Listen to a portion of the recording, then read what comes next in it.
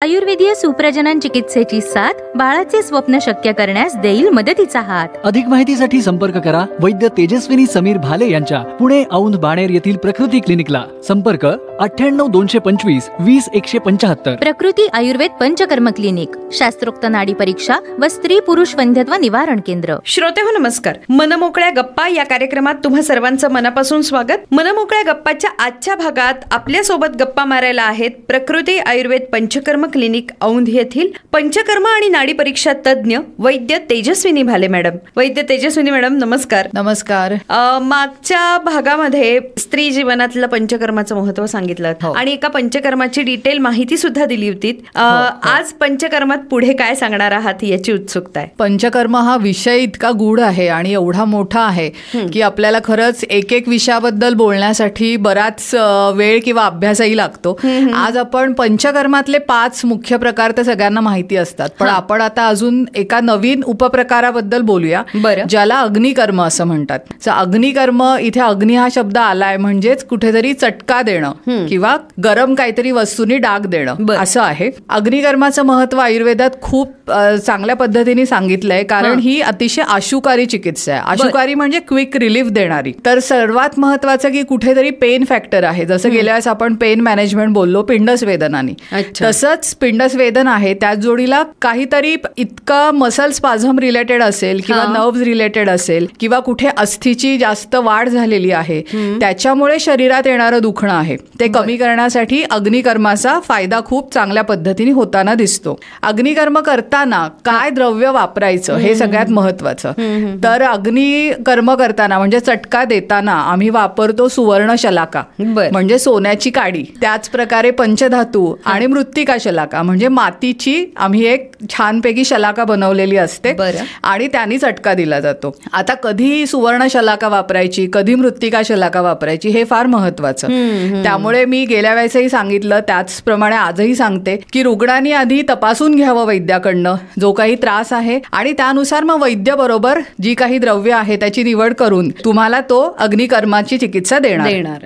आता अगदी छान सांगायचं तर अग्निकर्म करताना रुग्ण घेऊन आला की आता मला मानेचे त्रास आहेत, सर्वायकल स्पॉन्डिलायटिस आहे, मान एका बाजूला फिरवायला त्रास होतो. अशा वेळेस मग काय की वैद्य त्याला तपासणार कुठे स्पाझम आहे, कुठले मसल्स कडक झालेले आहेत, तिथे तो हात लावून बघणार. त्यानंतर तिथे आम्ही मार्किंग करतो की या ठिकाणी जास्त स्पाझम आहे. मग अशा ठिकाणी मार्क केल्यावर तूप लावलं जातं म्हणजे घृत कल्पना लावली जाते आणि मग आपण तिथे सुवर्ण शलाकेने दहन कर्म करतो. तर सुवर्ण शलाका ही जसं सुवर्णाचे गुणधर्म माहितीच आहेत की शरीरात लवकर ऍक्सेप्ट होणार आहे आणि हा जो काही दहन आहे हे मसल्स लेअर पासून खाली नर्व्स पर्यंत जातं, त्यामुळे लवकरात लवकर त्याचं पेन रिलीफ मिळतं आणि जो काही मसल स्पाझम आहे तोही रिलीज झालेला दिसतो. त्याचप्रमाणे मी असेही खूप रुग्ण असतात की ज्यांना गुडघेदुखीचा त्रास आहे, अनेक चिकित्सा केलेली आहे तरी सुद्धा गुडघेदुखी आहे किंवा एका ठराविक पॉइंटला दुखतंय आणि जिथे चिमटा काढल्यासारखं दुखतंय. मग अशा वेळेस जो पिंच घेणारं जे पेन आहे त्यासाठी सुद्धा सुवर्ण शलाकेनी जर तिथे दहन कर्म केलं तर ते गुडघेदुखीचं दुखणं जे आहे ते बरं होताना दिसतं आणि रुग्णाला त्यांनी अतिशय चांगल्या पद्धतीने आणि लवकरात लवकर उपशय मिळतो. अग्निकर्माबद्दल खूप असे रुग्ण आहेत की त्यांना एक दहन कर्म केल्यानंतर ते दुखणं अतिशय चांगल्या पद्धतीने बरं झालंय आणि पुन्हा पुन्हा तो त्रास उद्भवत नाही. त्यामुळे अग्निकर्माचं महत्व हे आहे की रोज काही त्याला चटका द्यायची गरज नाहीये. तो एकदा व्यवस्थित पद्धतीने झाला तर मग त्याचा त्यांना उपशय हा अगदीशय लॉंग टर्म असा मिळतो. आता जसं आपण गुडघेदुखीबद्दल बोललो, खूप महत्वाची तक्रार किंवा खूप असे रुग्ण आहेत की ज्यांना कॅल्कॅनियन स्पर असतो म्हणजे पायाच्या टाचेचं हाड वाढलेलं असतं. तर सकाळी उठल्या उठल्या पहिलं पाऊल टाकलं की त्यांना पहिले जाणवते ती म्हणजे वेदना, की माझ्या पायाला जमिनीवरती ठेवल्यावरती शरीराचा भार पडलाय आणि दुखलंय. आणि अशा रुग्णांमध्ये की ते दिवसभराची सुरुवातच दुखण्यानी होते, बराच वेळ ते चालू शकत नाहीत, मग थोड्या वेळाने त्यांच्या रेग्युलर ऍक्टिव्हिटीज सुरू होतात. तर हा जो कॅल्कॅनियन स्पर आहे तो आपण एक्सरे काढून सुद्धा आपल्याला दिसतो आणि त्याच्यासाठी काय चिकित्सा आहे तर आम्ही मृत्तिका शलाकेनी तिथे दहन कर्म करतो. आता हे हाड वाढलेलं आहे आणि टाचेचं जी काही स्किन आहे ही जाड आहे, त्यामुळे तिथे सुवर्णशलाका ही काही तिथे उपयोगी ठरू शकत नाही. ते जरा खोलवर गेलं पाहिजे. मग अशा वेळेस आम्ही मातीची जी शलाका बनवलेली आहे त्याचा उपयोग हा आयुर्वेदाने सांगितलेला आहे. आणि मग तो कॅल्कॅनियन स्परचा जे काही दुखणं आहे त्याच्यामुळे आजूबाजूचे जे स्नायू स्पाझम मध्ये गेले त्याच्यामुळे पूर्ण टाच, त्यानंतर मग पोटऱ्या, गुडघे, कमरेपर्यंत हे दुखणं सरकलेलं आहे. अशी दुखणी सुद्धा या मृत्तिका शलाकेनी चटका दिल्यानंतर अतिशय उत्तमरित्या रुग्णाला पेन रिलीफ देतात.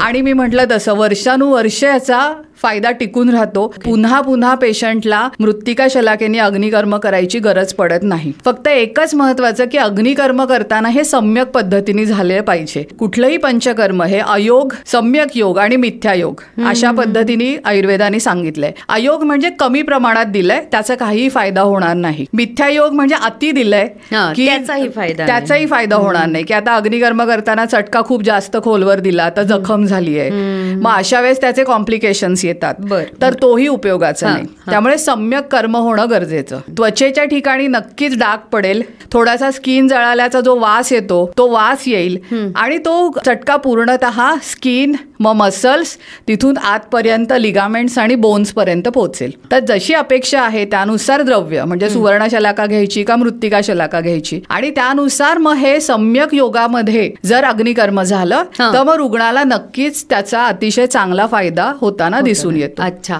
या सगळ्यामध्ये पुन्हा एकदा आपला महत्वाचा प्रश्न येतो तो म्हणजे योग्य वेळी योग्य डॉक्टर पर्यंत पोहोचणं आणि योग्य कर्म करून घेणं, नाही का? अगदी अगदी. कारण आता काय झालंय की माहिती आपल्याकडे भरपूर आहे. बरोबर. रुग्णच आम्हाला फोन करून सांगतात की आम्हाला बस्ती घ्यायचंय, आम्हाला अग्निकर्म करायचंय, पण का करायचंय, तुम्ही त्याच्यासाठी का योग्य आहात किंवा कुठल्या ठिकाणी करायचंय.